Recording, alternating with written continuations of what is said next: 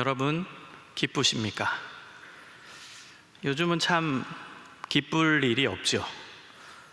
코로나로 말미암아 하고 싶은 것도 못하고, 만나고 싶은 사람도 못 만나고, 계획한 것도 못하고, 내가 뭐 잘못한 것도 아닌데 이런 일이 일어나서 억울하기도 하고, 그렇죠. 여러분은 언제 기쁘십니까? 열심히 공부했는데 학점이 잘 나올 때 기쁩니다. 어려운 공부를 잘 마치고 졸업할 때 기쁩니다. 최신형 핸드폰을 가지게 되었을 때 기쁩니다. 맛있는 음식을 누군가가 사주었을 때 기쁩니다. 우리는 우리가 원하는 무엇인가를 가졌을 때 그때 기쁩니다. 내가 원하는 학점, 내가 원하는 핸드폰, 내가 원하는 음식, 원하는 것을 얻었을 때 기쁘다라는 감정을 갖게 됩니다. 그리고 그때 우리는 행복하다라고 말합니다. 행복하기 위해서는 기뻐야 됩니다. 행복의 전제 조건, 가장 중요한 조건은 기쁨입니다. 그런데 이 기쁨을 잘 분석해 보면 이 기쁨은 감정이고 느낌입니다. 자연스럽게 느껴지는 것이 기쁨이고 자연스럽게 들어오는 감정이 바로 기쁨이라는 것입니다. 그래서 기쁨은 강요될 수가 없습니다. 슬퍼하는 사람한테 야 빨리 기뻐해, 그런다고 그 슬퍼하던 사람이 기뻐할 수 있나요? 기쁨은 자연스러운 감정이기 때문에 슬퍼하는 사람이 갑자기 기뻐할 수는 없습니다. 지금 짜증나고 우울해 있는 사람한테 야 기뻐해 빨리 기뻐해, 그런다고 갑자기 기뻐할 수 있나요? 기쁨은 자연스러운 느낌인데 어떻게 기뻐할 수 있습니까? 그래서 우리의 문제는 우리가 원하는 것을 얻었을 때 기쁨이라는 감정이 몰려와서 행복하지만 그 감정이 식으면 기쁨이 사라지고 동시에 행복감도 사라진다는 것입니다. 그럼 여러분은 지금 삶에서 원하시는 것들이 있을 거예요. 그것을 얻는다면 그 기쁨의 감정이 얼마나 지속될 것 같습니까? 최신형 핸드폰을 가지면 그 기쁨의 감정이 얼마나 같습니까? 그리고 좋은 학점을 받으신 우리 학우들은 그 학점을 받았을 때, 성적표를 받았을 때 그 기쁨의 그 감정이 얼만큼 지속됐습니까? 그리고 사역하고 싶은 교회가 있었는데 내가 사역자로 발탁이 됐어요. 참 기쁘죠? 그 기쁨의 감정이 얼마나 지속됐습니까? 저는 개인적으로 박사과정 마치고 졸업했을 때 정말 기쁘고 행복했습니다. 미국에서 열심히 공부해서 박사학위를 받았을 때 정말 기쁘더라고요. 그런데 그 기쁨과 행복이 얼마나 간 줄 아십니까? 제가 한번 진짜로 세어봤어요. 얼마나 이 기쁨이 지속되나. 대략 19일 지났습니다. 19일 지나니까 기쁨의 감정이 전혀 들지 않았습니다. 박사학위 받고 첫 일주일은 너무나 행복했어요. 너무나 신났습니다. 야, 드디어 나도 박사구나. 그런데 일주일 지나니까 점점 그 기쁜 감정과 느낌이 줄어드는 것을 경험했어요. 그러다가 19일 지나니까 기쁨의 감정은 전혀 들지 않았습니다. 오히려 이제 박사학위 받으니까 뭐하고 살아야 할까? 어떤 사역을 해야 할까? 고민이 들기 시작했습니다. 그리고 제가 정말 기쁘고 행복했을 때 또 한 가지를 들라 하면, 제가 군종 목사로 사역을 했는데요, 임관하고 사역을 위해서 중고차를 샀을 때입니다. 우리 학우들도 이제 자차를 원하는 학우들 있죠. 사역 가운데서 자차가 있으면 사역하기가 수월하잖아요. 저도 군종 목사 임관하고 나서 처음으로 제 차를 샀습니다. 중고차 코란도를 샀습니다. 얼마나 행복했는지 몰라요. 그 차를 얼마나 갖고 싶었는데요. 그 차를 타고 산도 누비고 들도 누비고 뒤에 초코파이 가득 싣고 병사들 만나러 다니고 너무나 신났습니다. 그리고 더 신난 건 뭐예요? 내 차다. 내 차를 내가 갖게 됐구나. 그 기쁜 감정이 너무나 좋았습니다. 그런데요, 놀랍게 한 2달쯤 타고 다니니까 좌석이 불편한 거예요. 코란도 타신 분들은 알 겁니다. SUV, 지금 코란도 아닙니다. 옛날 그 의자도 좀 직각형 의자예요. 그래서 좌석이 직각으로 돼 있어서 운전석이 굉장히 불편합니다. 그래서 허리가 아프기 시작한 거예요. 왜 이렇게 이 차는 허리가 아프지? 그리고 이 차는 디젤 차라서 왜 이렇게 소리가 많이 나지? 불평이 나오기 시작했습니다. 그리고 놀랍게 길에서 멋진 세단이 눈에 들어오기 시작했습니다. 여러분, 이것이 바로 우리의 모습입니다. 정리하면 우리가 가지고 싶은 무엇인가를 얻었다고 해서 참 기쁨과 행복이 오지 않는다는 것입니다.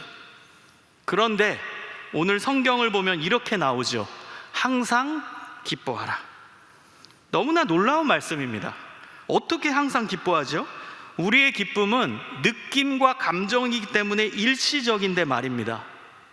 우리의 기쁨이 원하는 것을 얻었을 때 온다면 항상 원하는 것을 얻어야 항상 기뻐할 수 있다는 결론이 나옵니다. 근데 어떻게 우리의 삶 속에서 원하는 것만 얻고 살 수 있겠습니까? 불가능하잖아요.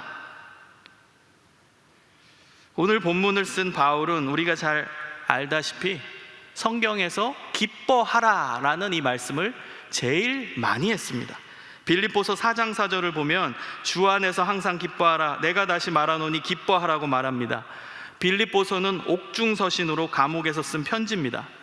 그 당시 감옥은 지금의 교도소와 완전히 다릅니다. 지금의 교도소는 인권도 있고 밥도 잘 나오고 아프면 치료도 해주지만 바울이 갇혔던 로마가 만든 감옥은 정말 끔찍하고 고통스러운 곳이었습니다. 밥도 제때 안 주는 경우가 많았다고 합니다. 채찍으로 때리기까지 했습니다. 채찍에 맞으면 상처에서 피가 나고 그 상처 때문에 괴로워서 잠을 못 잡니다. 그리고 위생 상태가 안 좋았기 때문에 채찍을 맞은 곳에 상처가 아물지 않고 썩기가 일쑤였습니다. 그래서 감옥에 갇히면 죽어 나오는 경우가 허다했고 한센병에 걸리기 쉬웠습니다. 여러분, 영화 배너를 보셔서 알죠? 배너의 어머니와 여동생도 로마가 만든 감옥에 갇혔는데 한센병, 나병에 걸리게 되잖아요. 징역 1년형, 3년형, 10년형이 큰 의미가 없었습니다. 병에 걸려 나오는 경우가 많았기 때문입니다. 병에 걸려 죽어서 나오는 경우도 많았기 때문입니다. 이런 지옥과 같은 곳에서 바울은 기뻐하라고 말했다는 사실입니다. 여러분, 놀랍지 않아요? 바울은 지금 본인이 기쁜 것입니다. 그래서 자신이 감옥에 갇혀서 슬퍼하고 걱정하고 있는 성도들에게 나는 지금 항상 기쁘기 때문에 너희들도 항상 기뻐하라 라고 권면의 말씀을 전한 거예요. 본인이 기쁘다는 겁니다. 본인이 기뻐하지 않는데 기뻐하라라고 말할 수 없는 것입니다. 예수님 만난 이후에 바울의 삶을 보면 원하는 것을 얻는 삶이 절대 아니었습니다. 그의 삶을 보면 절대로 평안할 수 없는 환경 속에 있었어요. 즐거움은커녕 기쁨은커녕 불평할 수밖에 없는 현실 속에서 바울은 살았습니다. 그는 예수님을 전하다가 온갖 고난을 다 겪었습니다. 그의 삶은 한마디로 고난의 연속이었습니다. 고린도후서 11장 23절에서 27절을 보면 바울이 얼마나 힘든 삶을 살았는지 알 수 있습니다. 제가 읽어드릴게요. 내가 수고를 넘치도록 하고 옥에 갇히기도 더 많이 하고 매도 수없이 맞고 여러 번 죽을 뻔하였으니 유대인들에게 40에서 하나가만 매를 5번 맞았으며 3번 태장으로 맞고 1번 돌로 맞고 3번 파선하고 일주야를 깊은 바다에서 지냈으며 여러 번 여행하면서 강의 위험과 강도의 위험과 동족의 위험과 이방인의 위험과 시내의 위험과 광야의 위험과 바다의 위험과 거짓 형제 중의 위험을 당하고 또 수고하며 애쓰고 여러 번 자지 못하고 줄이며 목마르고 여러 번 굶고 춥고 헐벗었노라. 이것이 바울의 삶이었습니다. 저는 이 구절을 읽을 때마다 정말 눈물이 납니다. 그 당시에 사람은 40대 맞으면 죽는다고 했습니다. 그래서 그 당시 법에서는 40대 이상을 때리지 못하게 했습니다. 바울이 40에 하나 가만매 39대를 맞았다라는 것은 한마디로 죽도록 맞았다는 것입니다. 죽도록 5번이나 맞았고 옥에도 많이 갇혔고 매도 수없이 맞아서 여러 번 죽을 뻔했답니다. 바울은 유대인 내부에서도 유대교를 배신한 배신자라고 핍박받았고 이교도인 로마인들에게도 예수를 전한다고 핍박을 받았습니다. 그런데도 바울은 무엇이라 말하죠? 기뻐하라, 기뻐하라. 그럼 과연 어떻게 항상 기뻐할 수 있을까요? 이것이 우리의 삶의 과제, 신앙의 과제입니다. 그 답이 바로 오늘 본문에 있습니다. 한번 이 영상을 시청하며 예배드리는 그 자리에서 같이 읽어보겠습니다. 항상 기뻐하라, 쉬지 말고 기도하라, 범사에 감사하라. 이것이 하나님의 뜻입니다. 사도 바울의 가르침에는 세 가지를 언급하는 것이 종종 나옵니다. 사실 우리도 무엇인가를 설명할 때 세 가지를 말하는 것을 굉장히 편안하게 느낍니다. 대표적으로 설교를 할 때 첫째, 둘째, 셋째까지 해야 마음에 평안이 옵니다. 성도들도 첫째, 둘째, 셋째까지 들어야 뭔가 들은 것 같죠. 둘째까지만 하면 아쉽고 넷째, 다섯째까지 하면 반칙입니다. 셋째까지 해야 평안함을 우리는 갖게 됩니다. 데살로니가전서 5장 23절에 보면 평강의 하나님이 친히 너희를 온전히 거룩하게 하시고 또 너희의 온 영과 혼과 몸이 우리 주 예수 그리스도께서 강림하실 때에 흠 없게 보존되기를 원하노라. 우리 인간의 존재 구성 요소를 영, 혼, 몸 세 가지를 바울은 언급합니다. 고린도전서 13장 13절에는 그런즉 믿음, 소망, 사랑 이 세 가지는 항상 있을 것인데 라고 나옵니다. 믿음, 소망, 사랑 세 가지를 언급합니다. 그리고 삼위일체론의 중요한 근거가 되는 말씀인 고린도 후서 13장 13절에 보면 주 예수 그리스도의 은혜와 하나님의 사랑과 성령의 교통하심이 너희 무리와 함께 있을지어다 라고 나옵니다. 예수 그리스도의 은혜, 하나님의 사랑, 성령의 교통하심, 이렇게 세 가지를 언급합니다. 그런데 바울이 세 가지를 언급할 때 이 세 가지가 따로 떨어져 있는 게 아닙니다. 통전적으로 연결되어 있습니다. 우리 존재 구성 요소인 영, 혼, 몸은 따로 떨어져 있는 것이 아니라 통전적으로 연결되어 있습니다. 믿음, 소망, 사랑도 통전적으로 연결되어 있습니다. 예를 들어 여러분이 누군가를 사랑한다면 그 안에 그 사람을 믿는 믿음도 있는 것이고 함께 소망을 품게 되는 것입니다. 믿음, 소망, 사랑은 같이 연결되어 있어요. 그 다음 삼위일체로는 우리가 다 알듯이 성부 하나님, 성자 예수님, 성령 하나님께서 상호 교류하시면서 통전적으로 연결되어 있습니다. 여러분, 이렇게 본다면 오늘 본문의 이 세 가지 가르침도 따로따로 떨어져 있는 것이 아니라 통전적으로 연결되어 있는 본문인 것입니다. 그 관점을 가지고 다시 보겠습니다. 항상 기뻐하라, 쉬지 말고 기도하라, 범사에 감사하라. 잘 보면 앞에 있는 수식어는 결국 항상입니다. 쉬지 말고도 항상입니다. 범사에도 항상입니다. 즉 항상 기뻐하라, 항상 기도하라, 항상 감사하라인 것입니다.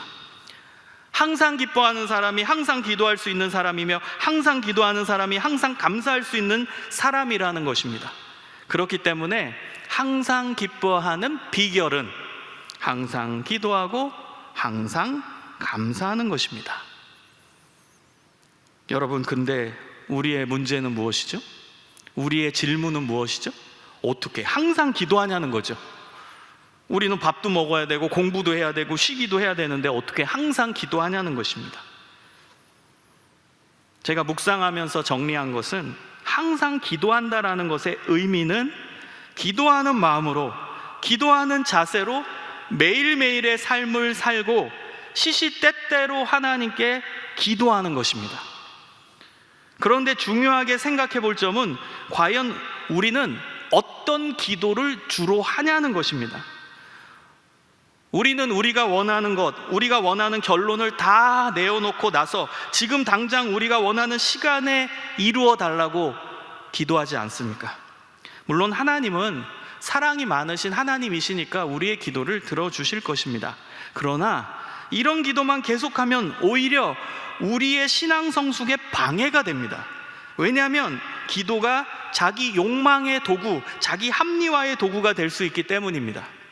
내가 원하는 것, 내가 원하는 결론만 내어놓고 지금 당장 내가 원하는 시간에 이루어 달라고 기도만 한다면 그 기도는 자기 욕망의 도구가 될 수 있습니다. 내가 힘들고 억울하니까 위로해 달라고만 기도하게 되면 그 기도는 자기 자신을 깊이 있게 성찰하지 못하는 자기 합리화의 도구가 될 수 있습니다. 여러분, 데살로니가전서 5장 17절에 기도하라에 해당하는 헬라어가 프로슈코마이라는 중요한 단어입니다. 여러분, 이 기도는요, 기도하는 사람의 필요를 간구하는 기도를 나타낼 때 썼던 데오마이라는 단어와 다르게 하나님의 뜻을 듣고 하나님의 뜻에 초점을 맞추고 하는 기도를 나타낼 때 주로 사용되었던 용어입니다. 즉, 항상 기도하는 것은 하나님의 뜻, 하나님께서 원하시는 것을 여쭤보고 하나님의 답변을 듣는 기도를 시시때때로 하고 하나님의 뜻에 맞는 삶을 살라는 것입니다. 기도와 삶이 연결되는 거예요. 이 기도는 하나님의 뜻을 듣는 기도입니다. 그리고 들었으면 그 뜻대로 삶을 살라는 것입니다. 선택의 순간에서 하나님의 비전이 무엇인지 기도해야 됩니다. 힘든 일이 있을 때 하나님의 뜻이 무엇인지 기도해야 됩니다. 기쁜 일이 있을 때 하나님의 마음이 무엇인지 기도해야 됩니다. 어떠한 일을 할 때 하나님께서 원하시는 것은 무엇인지 기도해야 됩니다. 여러분, 우리는 기도를 하나님과의 대화라고 이야기하잖아요. 그럼 하나님의 뜻과 생각을 들어야 하는 것입니다. 마태복음 6장 33절의 말씀처럼 하나님의 나라와 하나님의 의를 생각하고 그것을 위해 기도해야 하는 것입니다. 참된 기도는 나의 욕심, 나의 채워지지 못한 욕망을 바라보게 하는 것이 아니라 하나님의 뜻, 하나님의 비전, 하나님 자체를 바라보게 하는 것입니다. 여러분, 이 하나님의 뜻을 듣는 기도를 하고 그 뜻을 깨달았으면 그 뜻대로 살아가는 것이 바로 항상 기도하는 삶입니다. 두 번째, 항상 기뻐하는 비결 두 번째는 항상 감사하는 것입니다. 여러분, 항상 감사하는 것은 나에게 주신 모든 것이 하나님께로부터 왔음을 인식하고 인정하며 살아가는 것입니다. 내가 먹는 음식, 입는 옷, 살고 있는 거주지 다 하나님께서 주신 것입니다. 내가 신학교에서 공부할 수 있는 기회도 하나님께서 주신 것입니다. 여러분이 가진 여러 가지 재능도 하나님이 주신 것입니다. 우리가 가지고 누리고 있는 모든 것은 다 하나님이 주셨음을 인정하는 것이 감사입니다. 그리고 중요한 것은 예수 그리스도를 통해서 구원이라는 큰 선물을 하나님은 우리에게 주셨습니다. 그 선물이 너무나 크기 때문에 감사하는 것입니다.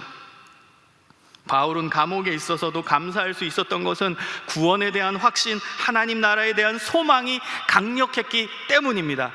그 소망이 강력하면 강력할수록 감사가 우러나오는 겁니다. 빌립보서 3장 20절 21절에 보면 우리의 시민권은 하늘에 있다고 고백하며 거기서 우리를 구원하시는 분 예수님이 계시고 예수님께서 우리를 영광의 몸으로 바꿔주실 것이라고 믿음의 고백을 합니다. 그래서 감사가 나오는 것입니다. 빌립보서 3장 14절에 보면 표대를 향하여 그리스도 예수 안에서 하나님이 위에서 부르신 부름의 상을 위하여 달려가노라, 이렇게 고백합니다. 하나님께서 주시는 구원을 기대하며 달려간다는, 그래서 감사할 수 있다는 고백입니다. 천국 시민권을 소유했다는 확신, 구원받는다는 믿음이 강력하다면 이것이 너무나 크고 놀랍기 때문에 이 세상에서 겪는 어려움, 고난, 역경은 고난과 역경으로 느껴지지 않고 능히 이겨낼 수 있다는 것입니다. 여러분, 하나님이 우리에게 베풀어 주신 은혜, 구원의 은혜, 나에게 베풀어 주신 모든 것에 감사하며 사시기를 소망합니다. 여러분, 이 감사는 표현해야 돼요. 감사를 그냥 간직하고만 있으면 안 됩니다. 표현해야 돼요. 감사를 하나님께 표현하십시오. 그리고 기독교 신앙은 하나님과의 관계와 사람과의 관계가 연결되어 있습니다. 하나님께 감사를 표현하는 사람은 사람에게 감사를 표현하게 되어 있습니다. 여러분, 마지막으로 하나님 안에서 기쁨과 행복의 삶을 산 샘플인 안수연이라는 의사를 소개하려고 합니다. 여러분도 알고 계신 분일 겁니다. 그 청년 바보 의사 1, 2라는 책이 있습니다. 이 책은 안수연이라는 젊은 의사가 자신의 홈페이지 등에 남긴 글을 엮어서 다른 사람이 낸 책입니다. 왜냐하면 이분은 벌써 하나님 나라에 간 사람이기 때문입니다. 이 사람은 젊은 의사입니다. 고려대 의과대학을 졸업하고 내과 전문의로서 육군 28사단 4단 의무대의 군의관으로 사역하다가 사격 지원 훈련에 나가서 병사들과 함께 풀밭에 앉아서 식사를 했습니다.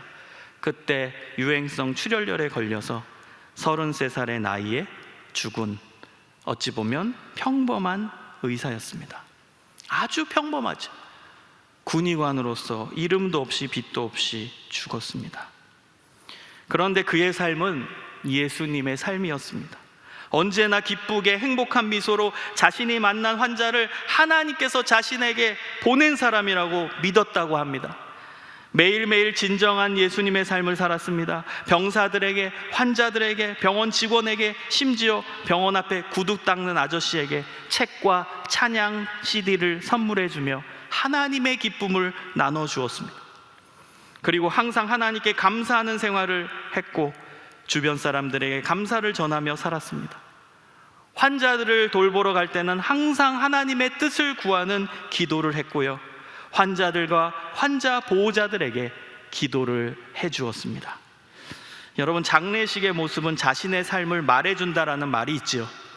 이 무명의 의사 장례식에 무려 4천여 명이 왔습니다. 당시 고려대학교 병원 역사상 가장 많은 조문객이 왔습니다. 무명의 의사였는데, 유명한 의사도 아닌 33살에 갓 전문의를 딴 군의관이었는데 어떻게 이렇게 많은 사람이 왔겠습니까? 다 이분의 은혜를 받은 사람들이 온 거예요. 환자들도 왔고요, 퇴원한 사람도 왔고요, 구두 닦기 아저씨도 왔고요, 병원 앞에서 있던, 그리고 병원 직원들도 왔고요, 동료 친구들도 왔고요, 이분의 찬양 CD를 받은 사람도 왔고요, 이분이 나눠줬던 책을 받았던 사람도 왔고요, 이분의 기도를 받은 사람들도 다 몰려온 겁니다. 4천여 명이 넘는 은혜를 받은 사람들이 온 거예요. 여러분, 국군 의무사령관이었던 분은 안수연 의사에 대해 이렇게까지 말했습니다. 예수님께서 군의관의 옷을 입으시고 한국 땅에 나타나셨다가 가신 것 같은 착각이 들게 하는 사람입니다. 여러분, 저는 헨리 나우엔의 책 제목인 예수님을 생각나게 하는 사람이라는 말을 좋아합니다. 여러분은 어떤 사람을 만났을 때 2000년 전에 오신 예수님이 지금 계시다면 바로 이 사람과 같을 거야 라고 생각되는 사람을 만난 적이 있습니까? 누군가가 여러분에게 당신은 예수님을 생각나게 하는 사람이에요, 여러분이 이 말을 듣는다면 그것은 인생 최고의 칭찬일 것입니다. 그리고 그 말을 들은 사람은 이 세상에서 최고로 성공한 사람일 것입니다. 항상 하나님 안에서 기쁨과 행복을 누리고 그 기쁨과 행복을 전해주며 예수님을 생각나게 하는 사람들이 되시기를 간절히 소망합니다. 다 같이 기도하겠습니다. 하나님 아버지, 감사합니다.